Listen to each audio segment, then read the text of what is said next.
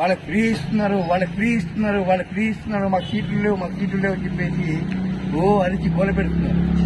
వాళ్ళను టీపీఎఫ్ ఒకటే అడుగుతుంది, మహిళలకు ఫ్రీ అనగానే నోళ్ళు ఎందుకు లేస్తుంది?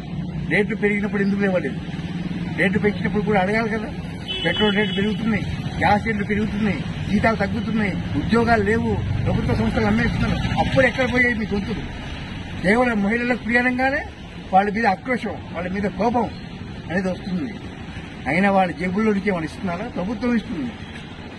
వాళ్ళు చెప్పేది ఒకటే, వాళ్ళు దోచుకుంటున్నటువంటి కొన్ని కోట్ల సంపాదనలో 1% కాదు అనుకుంటే దేశం భవిష్యత్ మారిపోయింది. ఈరోజు మన యువకులు, మన దేశంలో చదువుకున్నటువంటి యువకులు, చదువుకుంటున్నటువంటి విద్యార్థులు ఉద్యోగాలు చేయాలంటే అమెరికా, ఇంగ్లాండ్ లేకపోతే ఆస్ట్రేలియాకి వెళ్లాల్సి వస్తుంది. వాళ్ళ విజ్ఞానాన్ని ఆ దేశాలు వాడుకుంటున్నాయి, ముందుకెళ్తున్నాయి. దురదృష్టం ఏంటంటే మన దేశంలో మనం వాడుకోలేకపోతున్నాం. కాబట్టి మన యువతకు సరైన ఉపాధి అవకాశాలు కల్పిస్తే ప్రభుత్వాలు అమెరికాను తలదన్నేలాగా భారతదేశం ఖచ్చితంగా ఎదుగుద్ది. అంత టాలెంట్ మన వాళ్ళ దగ్గర ఉంది. అంతేగాని మన వాళ్ళని మనం నమ్ముకోకుండా విదేశాలు పంపించడం మాత్రం సరైనది కాదు. ప్రభుత్వాలు అవకాశాలు ఇవ్వట్లేదు కాబట్టి విదేశాలు ఎగురుతున్నారు. అవకాశాలు ఇస్తే వాళ్ళు ఎందుకు వెళ్తారు? కాబట్టి ప్రభుత్వాలకు తెలంగాణ పీపుల్స్ ఫ్రంట్ చేస్తున్న విజ్ఞప్తి ఒకటే, ఉపాధి అవకాశాలు పెంచండి, ప్రజలకు సంపాదించుకునే దారులు చూపెట్టండి. అప్పుడు ప్రజలు ఆటోమేటిక్ గా ఉచితంగా ఇచ్చే పథకాలు వద్దు అని చెప్పేసి ముందుకొచ్చేసి వద్దు అని చెప్తారు. అప్పుడు దేశం అనేది ముందుకెళ్తుందని చెప్పేసి ఈ సందర్భంగా ప్రభుత్వాన్ని తెలంగాణ పీపుల్స్ కోరుకుంటుంది.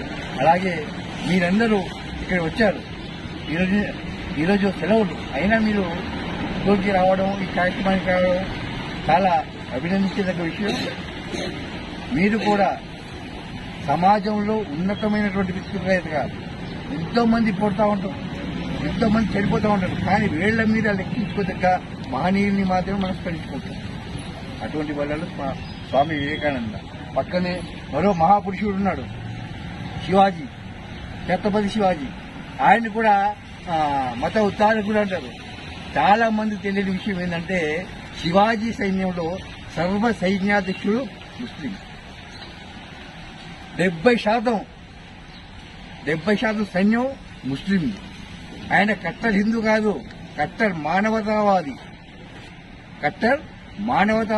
స్వామి వివేకానంద కూడా కట్టర్ మానవతావాదే.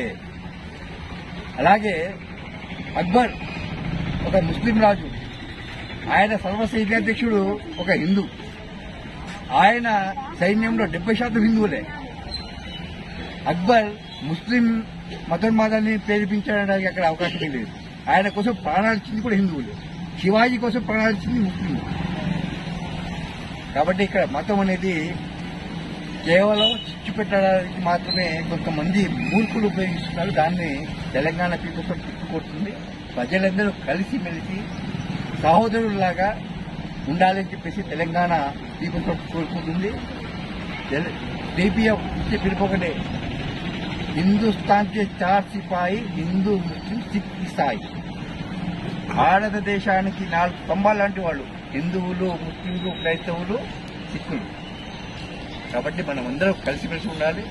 అలాగే ఒకరి ఆచారాలని, ఒకరి సాంప్రదాయాల్ని మనం గౌరవించుకుంటూ ఉండాలని చెప్పేసి ఈ సందర్భంగా పిలిపిస్తూ ఈ అవకాశం ఇచ్చేటువంటి మీ అందరికీ ధన్యవాదాలు తెలియజేస్తుంది.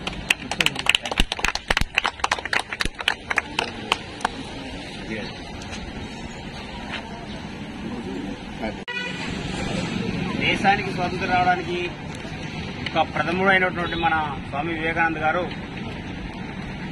జయంతి సందర్భంగా ఫ్రీడమ్ టెక్నో స్కూల్ ఆధ్వర్యంలో ఈ కార్యక్రమం నిర్వహించడం మనకు ఎంతో శుభదాయకము. ప్లస్ ఇటువంటి కార్యక్రమాలను విద్యావేత్తలు నిర్వహించడమే చాలా మంచిది. సముచితమైన స్థానం అనమాట వాళ్ళకి.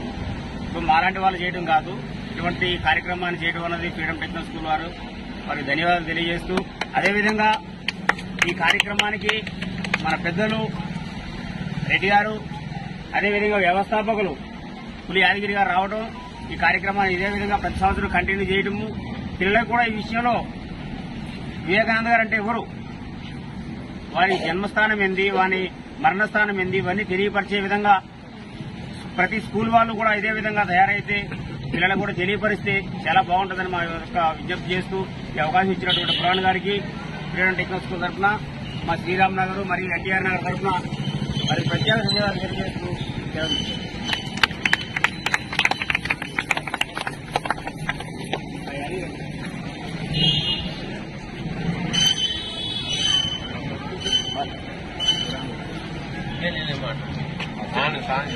పర్లేదు ఏం కాదు నిలబెట్టాను నేను.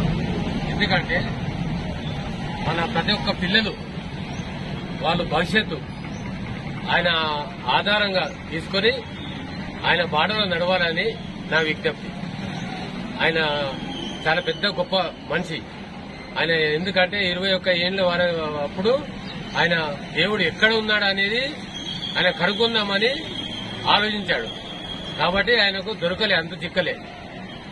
అయితే ఆయన స్ఫూర్తిదాయక ఏంటంటే అందరూ బాగుండాలి, పిల్లలు చదువుకొని పెద్దవాళ్ళయి మంచి ఉద్యోగాలు సంపాదించి మరి వాళ్ళు ఉన్నత శిఖరాలకు ఎదగాలని ఆయన ఆకాంక్ష.